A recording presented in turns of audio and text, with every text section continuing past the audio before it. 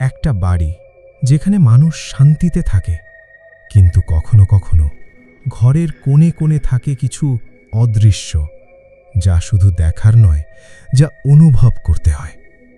ঢাকার এক অর্ধপুরনো বাড়ি, বাসায় বসবাস করছে ফারহান পরিবার। শুরুতে সব ঠিকঠাক, কিন্তু হঠাৎ রাতের অন্ধকারে অদ্ভুত শব্দ, চাবি না ঘোরানো ঘড়ির ঘড়ঘড়ি।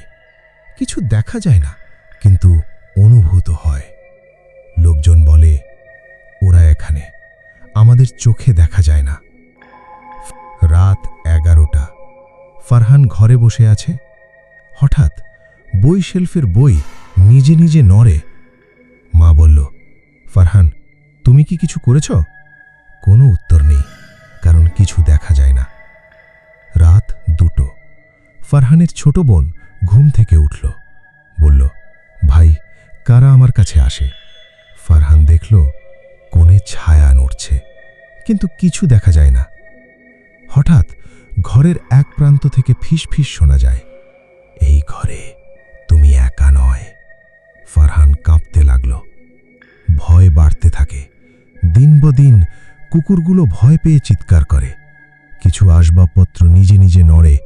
মাঝরাতে দরজা খোলে, আবার নিজে নিজে বন্ধ হয়। ফারহান বুঝতে পারল এটা কোনো মানুষের কাজ নয়। একদিন ফারহান ক্যামেরা দিয়ে রাতের ভিডিও ধরল। ভুল করে সে দেখল ঘরের এক কোণে অদ্ভুত ছায়া ধীরে ধীরে মানুষ আকার নিচ্ছে, কিন্তু চোখ ফাঁকা, মুখ অদ্ভুত হাসি।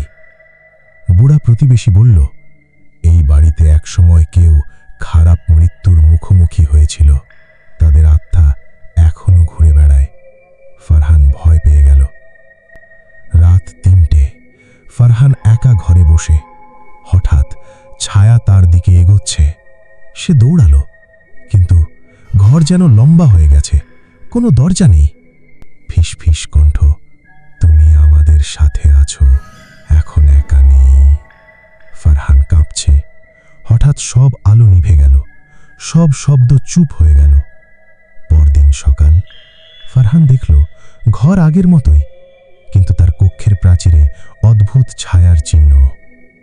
রাত হলে আবার ফিস ফিস শোনা যায়। কিছু না দেখা গেলেও সবাই জানে কেউ একা নেই।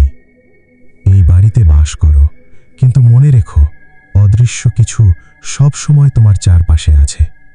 এরা শুধু দেখা যায় না, তোমার সঙ্গে আছে সব সময়।